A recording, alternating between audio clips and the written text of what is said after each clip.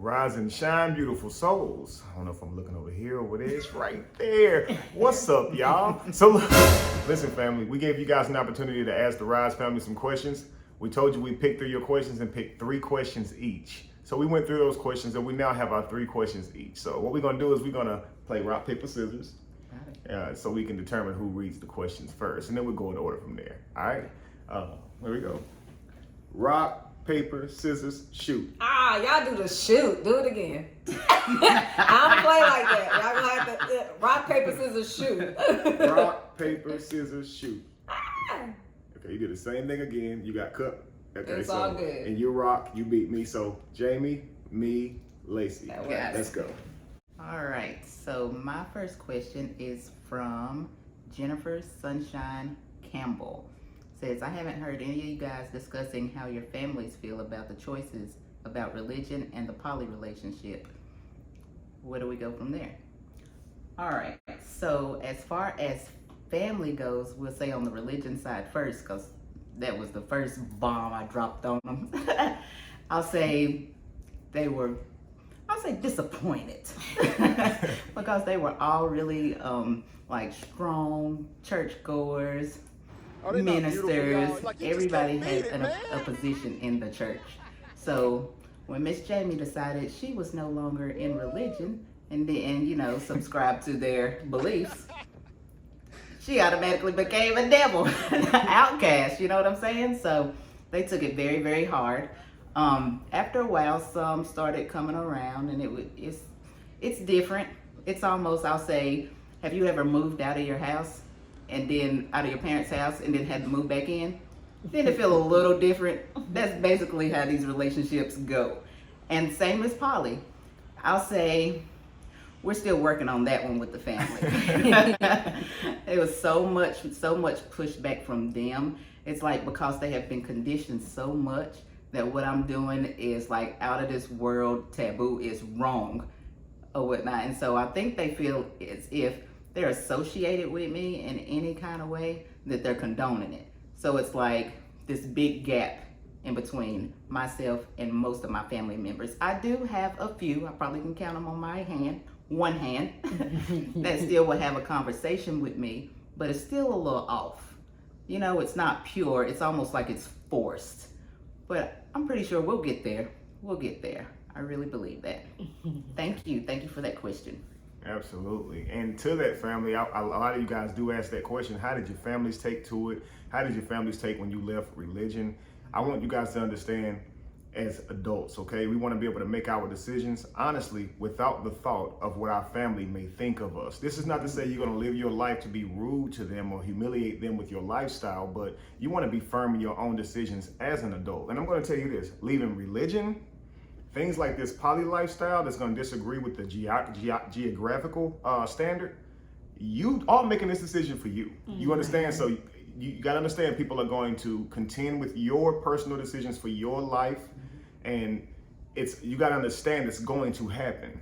So when it comes to these type of decisions and how you want to live your life, know that people are going to disagree, and that's why you have to do it for you. You have to love yourself enough to make that decision for you.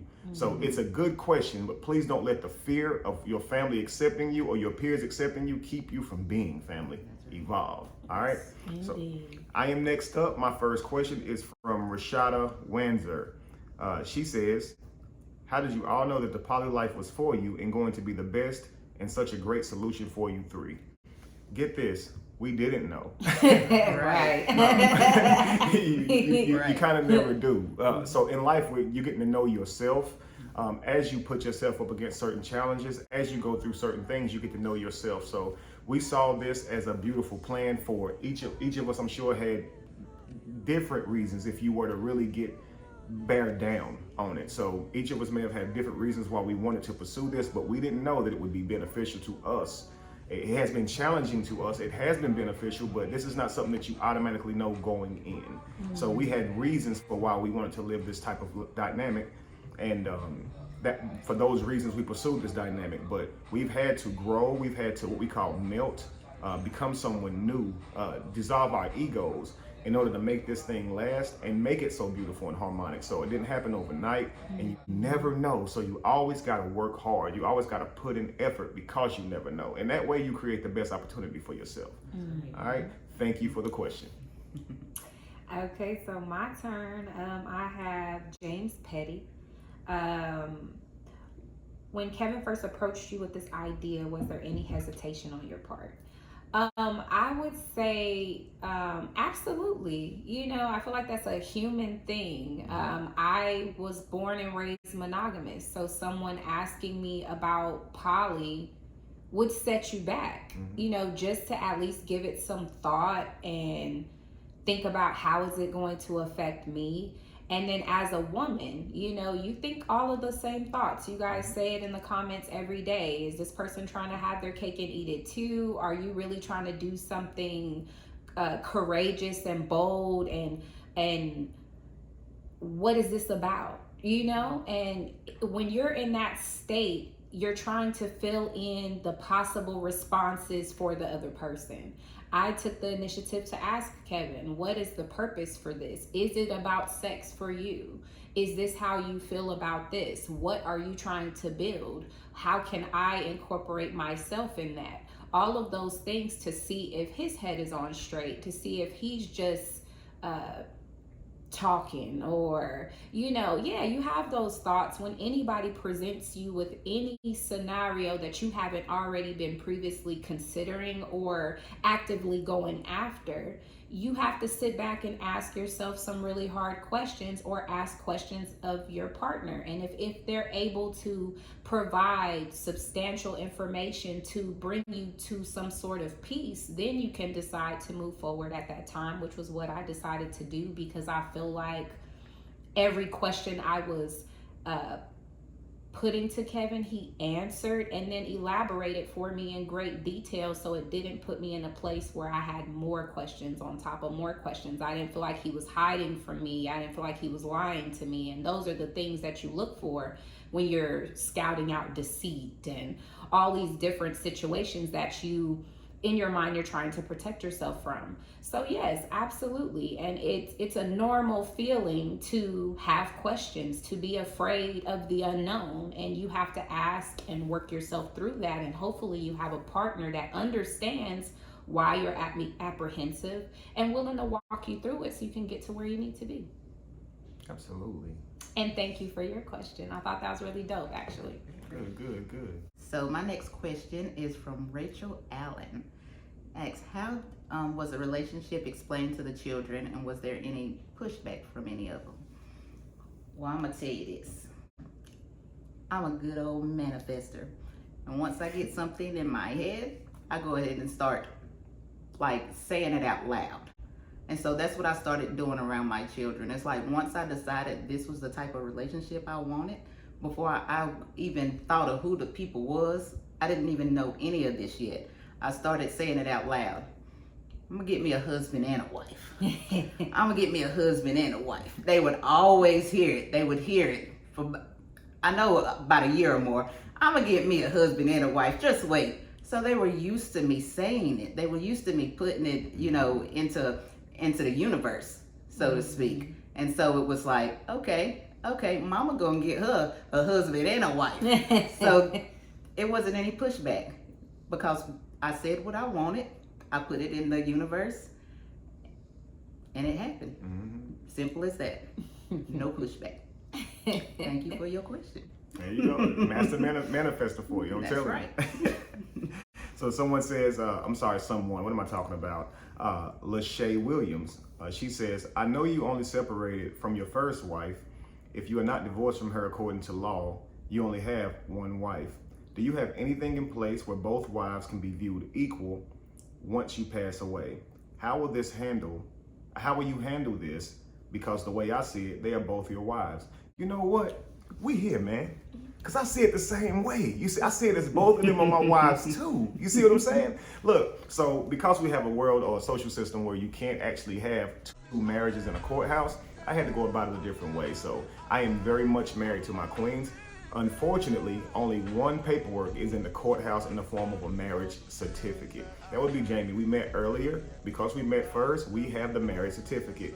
Can't get married again, or I'd like to be going to jail or being fined.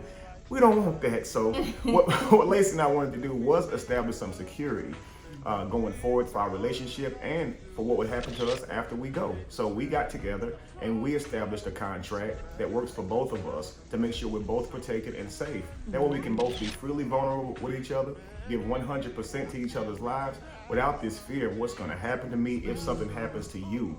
So on the back end, of course, you guys say, what are you leaving to her?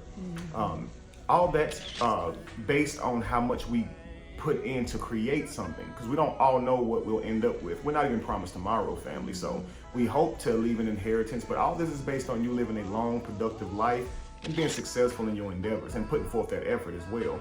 What we wanted to do, though, was focus more on the now, bring it into the now. We wanted to help each other create business, help each other create livelihood. So if anything were to happen shorter rather than later, we actually have something that we can continue to work on and build. So we said, let's let our love manifest a baby. Even if it's not a literal baby, it is a business. You understand? And so we focused on that, and then we focused on our relationship first, but we focused on creating something so we can survive. I do this with Jamie and Lacey. I feel like if you are in a relationship, your goal should be to establish a network between the two of you guys on how you guys are going to resource income and become a resource for each other, a source of income for each other, putting your talents together. So it's like mixing two chemicals, right? Water and oil does something, but then water and vinegar does something, right? And when those two chemicals interact, they do a little something differently. So me and Jamie coming together to create business, it would look a little bit different than what it would look like with me and Lacey, because you're talking about two different chemicals here. We would react in a different way. And so that's what we do. We come together to create something. I always talk about Dragon Ball Z and the perfect cell, how he took on the androids and became perfect. So with them, I became perfect. So we can actually watch each other's backs. We can add to each other's lives where we feel inadequate and become those strengths for our weaknesses. And substantiate all that stuff with the contract, because social systems depend on you writing stuff down for your word to be your bond. And so because of that, we wanted to do that. We wanted to do that because one day I might not be able to speak, I might not be conscious, and I need these hospitals and things to respect Lacey and my relationship. So this is why this paperwork must be brought forth, family, because you do want her to be your queens or your kings to be respected, rightfully so. In the event something bad happens to you, you can't think for yourself. You want them to be able to speak on your behalf or make decisions for you. You understand? So, but absolutely, we are absolutely married. Now, someone may say, if it's not in the courtroom, then it's not legit, but that depends on who you are making your superior. Yes. You understand? We are free beings, so we actually don't think that type of paperwork is a necessity anyway, but we do understand that's how you navigate this world. And so in order for them to have that access to me if I'm injured or can't think for myself, they would have to have that to present it. And so that's why we have to have it. But we know what it is. You gotta understand, we know. We here. Right. We here. But I'm here with you. Great question. Exactly. Great question. Okay, so this is from Bukelwa Komna. Pardon me if I said that wrong. Best I got. For the queens, how do they handle their differences when they occur? Honestly, Jamie and I don't. We don't bump we heads. Don't. we don't clash. We don't like. We just don't. It's a fact. I mean, I know you'd be surprised. Everybody fuss and fight, but yeah, no. Ain't that weird now that you think about it? It's been a year and we ain't even got into it. We haven't even bickered over anything. We don't. Right. That's my answer. Hey, Lacey. Hey, Jamie. Hey, boy! We just don't. Yeah, and we're so similar in a lot of ways. And fun fact, just in case you guys did not know, if you guys are into astrology and that kind of thing, and the natal chart and houses and all of that, Jamie and I are identical all but 15%.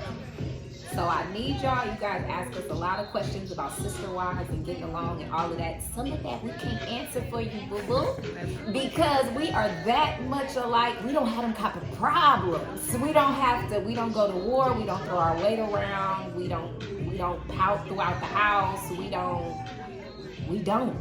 and we both carry ourselves in the same way. So all but that 15% is what sets us apart. Mm-hmm. So more areas than not, we agree. Mm-hmm. So how we run the house together, manage the kids together, cook, our duties for the house, our, how we take care of Kev, we already have our preferences, and we're opposite each other in the preferences, so that will fall in that 15%. But the way that we take care of our responsibilities, we handle those responsibilities with the same level of integrity, with the same level of importance, with the same communication with each other. So if for any reason I can't do my portion or she can't do her portion, we let the other one know, and the other person just takes over. We're not like, okay, so why can't you do it today? Or like, it's good. Mm-hmm. When you can't do it, let me know and we'll swap again, and then we just broke even. So we don't.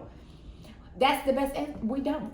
It's true, guys. They're so great. We don't. Yeah, it's so great at communicating. They actually schedule things. If they change the schedule, they're meeting up to discuss how they want to do it going forward, what works best for both of them. And if Lacey's not feeling good in the morning and she doesn't, or in the rise, and she doesn't feel like cooking, she might let Jamie know. Jamie will take over. If Jamie doesn't feel good in the rise or at night, then Lacey will switch with her. And they always do this. It don't really be a problem, family. Like, I'll go cook too. We all take turns, or whatever. We don't have any problems like that. I think that the key is knowing what you bring to the table. So they're very secure in what they bring to their own lives, my life, and this house, and to make it harmonic. So we're not constantly measuring ourselves up against each other to have those type of trivial differences. So we don't have to focus on that type of stuff. It's more so everyone's focused on what they should be doing to better themselves first of all, and then to the family.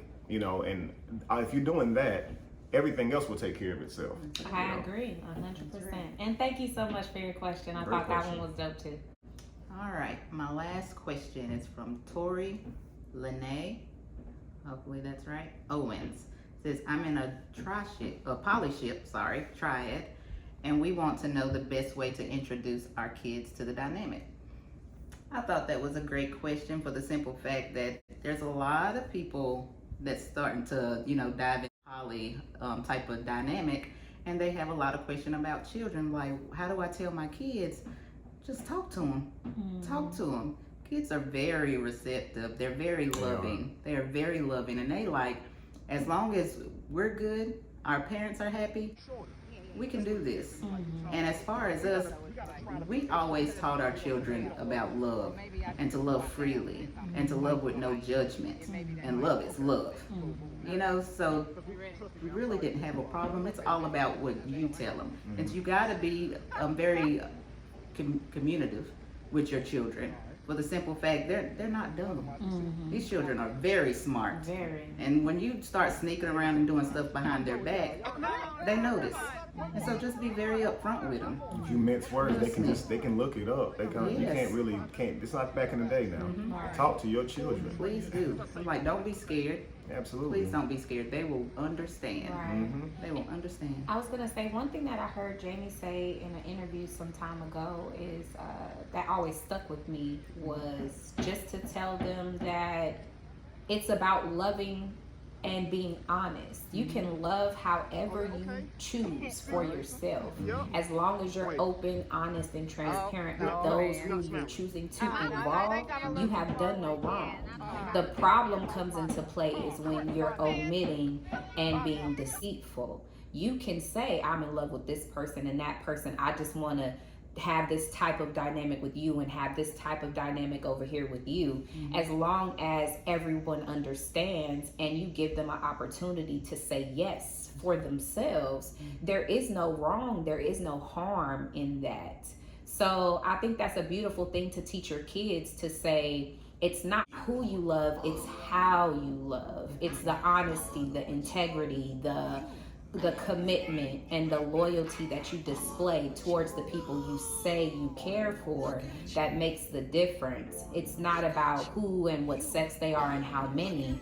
It's, can you maintain your integrity through how many you have? Can you be honest with how many you have? Can you carry yourself in the same way with said individuals and maintain it in that same way? When you have to start chipping away at yourself and not offering as much of yourself because you've taken on too much, then you have to take a step back. Then you have to explain to everybody you're taking a step back. You know, it's that open communication, and that's very much necessary. And I feel like that's the key element in teaching your children, which a lot of parents say you have to like a boy, or you have to like a girl, or she has to be this ethnicity, she has to be studying this.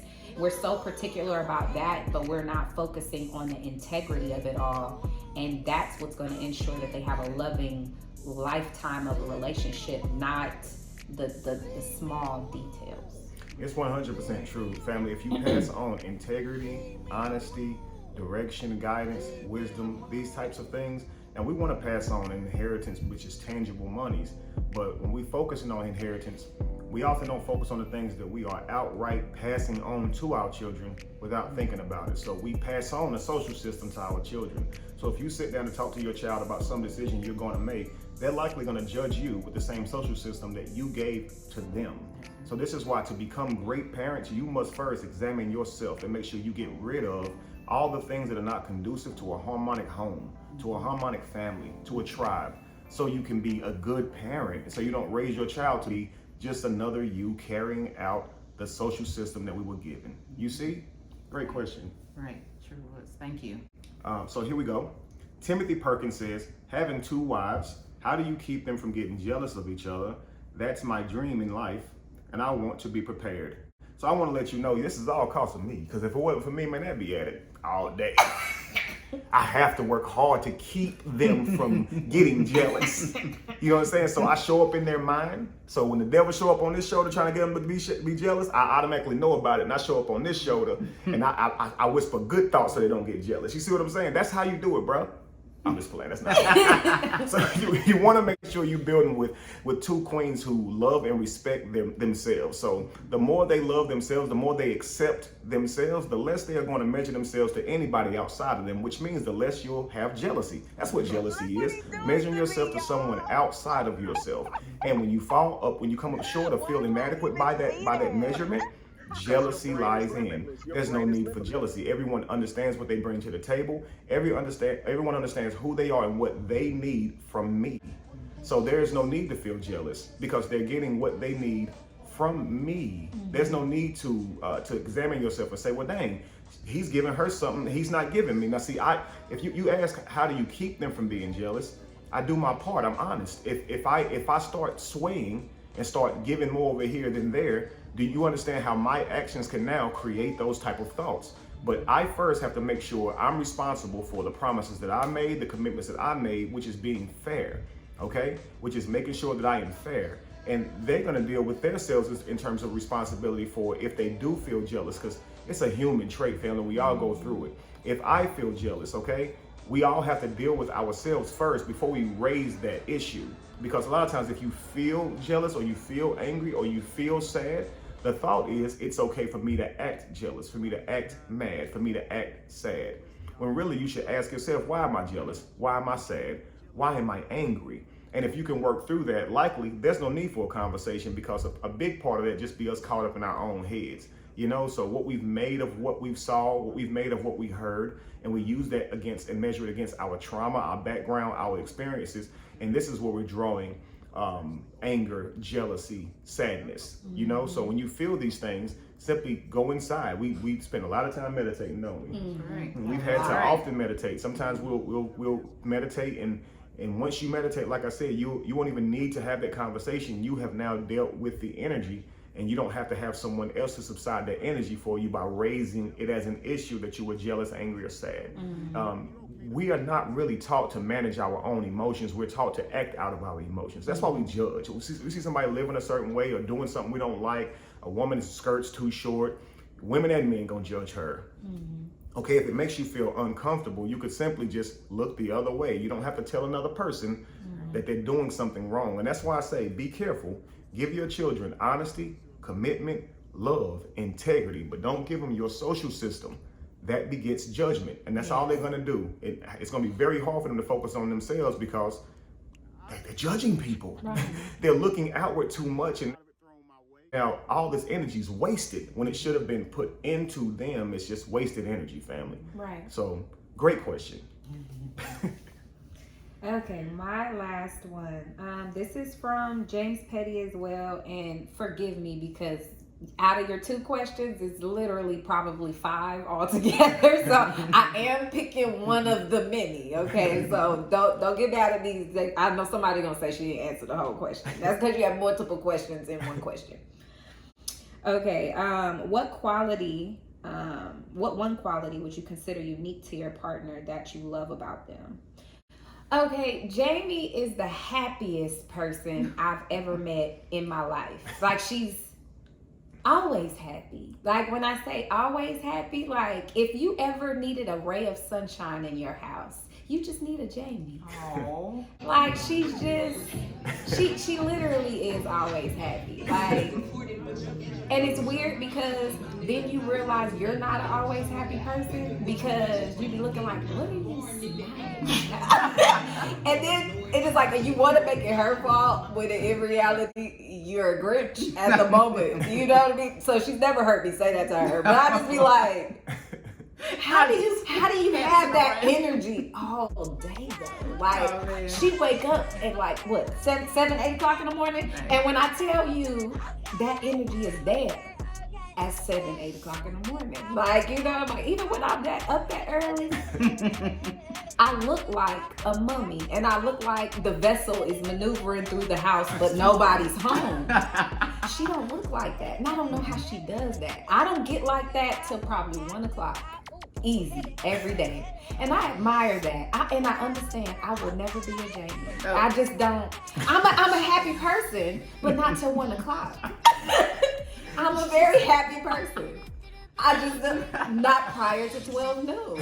I had to accept that about myself because I was just like, that's a unique trait by itself. And you would think that, I mean, it really is though, but you don't really think about it until you have the privilege of being around somebody that's like that. Mm-hmm. And then you're just kind of like, why don't I like that? I don't really know why I'm not like that. Then you have a whole conversation with yourself like, dang, so am I a negative person? Yeah, you do all of this just off seeing somebody's sunshine. And I'm just like, that's so dope. And I'm just like, so that's by far her best quality, is that no matter what's going on, she's that happy. It is. And I'm just like, that's super dope to me because I don't know how to do that. I didn't even notice. It's like the opposite of Cat Williams. Remember, he'd be like, how is you mad at breakfast? Right. Yeah. You a gangster, you mad at cereal? Right. How you mad at breakfast? You gang banging on bacon? So later the opposite. How you happy at breakfast? How you wake up happy? Because I be thinking, bro, you had to get up. I know you was sleepy still. Like, I know you woke up out your sleep to do something. You didn't wake up on your own. That reason by itself would have my face. It's all about how you start your day. You know? Fantastic. For me, how I start my day is with more sleep. I make breakfast and I send the text. Breakfast is ready. And everybody know, don't come to my room. Lacey's going back to sleep. I will come greet you and be festive at 1 o'clock, 12 o'clock. Okay, and then Kevin, I was supposed to say something about both of y'all. Yeah. This Kevin? Yes, okay. This Kevin. Oh, look natural. Goodness gracious. You said pick one. That's not fair. Oh, right. That's enough. That's already enough. I'm gonna do me. You not the boss. Yeah. Okay, so first of all, he is the most innovative human being I have ever met in my life. When I tell you an idea can spark a video, and I'm sitting there like, how did you even do that? Like we were just talking about peas, mm-hmm. and it turned into a 5-minute video, and it was actually funny. Right. You know, and you just looking like, Why does your brain do that? Like, you know, so it's the same thing for me because I'm a thinker, but not like this. Like, you know, so I'm like, it inspires me like, dang, Lacey, are you not thinking about stuff? Like, because, listen, y'all seen the video of him doing the dancing and talking about being a cheerleader and the girls' moves. We were having a conversation. This was a dialogue. Nobody discussed this video. You hear me? We were talking, and at the end of the discussion, he said, I'm about to do a video. Right. And put the thing up, and in one shot, he did that and posted it, and I was looking like, this don't make no sense. Like, you ain't lying, you ain't human. Who the hell? Did you see the one with him versus himself and getting arrested and slammed on? We were having a discussion, y'all. This is what I'm trying to, let me learn y'all something. We were having a discussion, and out of this man came a whole video with no participation from me. The only thing that I helped with is the discussion. Right. I didn't say you should put the table and you should sit the phone and you should. I watched this man have a conversation and talk to himself through making this video and post it. And I'm sitting here like this the whole time. Oh, so I'm this the whole time. Oh, so I'm just, I guess I'll just sit here. Yeah. Wait till he posted it, I'll watch it too, shit. What? When I say brilliant, Right. yo, Right. I am in constant awe of this man, yo, and I just be like, I want my mind to do that too. Right. I be jealous, y'all. I ain't gonna lie. I be like, I'm interested too, but not Kevin West interested. Oh, stop. I'm serious. I be getting off like I need a damn skit. Right. Just. I'm gonna find me a side by side because I got some interesting shit to say too. Right. I'll be like, hell no. All he gotta do is do a side by side and give his expertise. Yes. Right. I got some expert stuff to say. Right. I'm like, why I didn't think of that? How he beat me to it? Right. I just be like, listen, like, he just brilliant. Very innovative, freaking hilarious, and creative, and just like the magic doesn't stop coming. And you're just like, I have my moments where I just be like, I'm not, I don't have creativity. It's not here today. It's Tuesday. Right. Don't you feel like right. You wake up and you're like, today is a sweats day for me. Right. We're not doing any lives, no videos, no creativity, no editing, no. Too funny. And he's still, and you just looking like, aren't you tired? Don't you just want to eat all day? Babe, you want some ice cream? Right. You don't want a snack? You want some Reese cup? He like, no, I'm in the middle of editing still. I'm learning that I work too much. It's just, he's so focused. It's just like, it's not even the working too much. It's just like, I have moments where I could turn it on and turn it off. Moments where I can be creative, then moments where I'm not creative. To see somebody live in that space all day, every day, and produce things that are hilarious. Like, you guys don't watch his content and go, yeah, that was all right. Mm-hmm. That's right. Yeah, that wasn't informative. Yeah, it's a no for me. Every video, you like, bro, that was, I didn't realize that was funny, bro. Every single video. Right. Even the ones you don't want to watch, if you're religious and he's tugging at your heartstrings, you're still gonna watch it. That's right. Because it's magic. That's right. And that's it for me. That's a yes for me. That's a yes for me. That's the reason why I'm gonna be the next I can't even think of her name right now because I'm so just like hyped up. Yeah, they're gonna hype everybody up. I'm trying to think of my mentor. And listen, he's enough. But I mean, listen, one of these days I'm gonna get my name in lights, but it's because I've been sitting next to creation. That's right. Every day of my life. So it's just kind of like, to me, he's a challenge. He's a challenge mentally, spiritually, emotionally, and like the presentation of his being, if you're not in his space and you don't decide to blossom, you got something wrong. Thank you. Like, cause you can't help it. Like, and it's like if you see him, watch a video, you experience him, and you're pointing the finger like it's his problem, his problem, his problem. I mean, it's possible, unlikely, but possible. You know, people do have problems, but somebody that's constantly putting out that positivity in a funny way, in an intellectual way, in a loving way, and all these different, hitting you from all these different angles and still tapping into your understanding, your learning, your growth. To me, it's magic. And it's like, I'm like, shoot, I want to be magical too. I was like, give me some of that good stuff. I'm talking about the magic, damn it. We're being civilized. We're adults. You can be talking about whatever you want to be talking about. Right? No. You said what you said. Listen, baby, look. Please put more questions in the comments. We will find more questions. We will keep doing this, family. Hopefully you guys enjoy this little dialogue. This was fun. It was really, really it fun. Was. It was. Yeah. So thank you guys for watching. Thank you, Queens, for helping contribute to this. Hopefully you guys are a little bit more knowledgeable about our relationship. And hopefully we'll make you more knowledgeable when you ask more questions. Yes. But not in a derogatory way. Stop being, don't be haters. You know. Get your mind out the gutter. Magic is what I said. Right. I said magic. Don't be trying to replace my words with other stuff. She did. They call me Magic Kevin, not Magic Mike.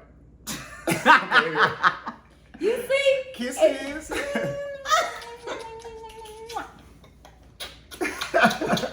He know I can't reach. He always do that to me on camera. My body literally holding her back over here. Just so y'all can say something. See, Lacey hard headed. Y'all crazy. He be doing that to me on purpose, yo. Love you, man. Thank you guys for watching the content. See you soon. Be evolution, be the change that you want to see. No candle loses its flame from lighting the other. And if you were to ever find yourself in the middle of chaos, it is in that chaos that you have found yourself. And when you do that, what can you do? Rise. Absolutely. Peace.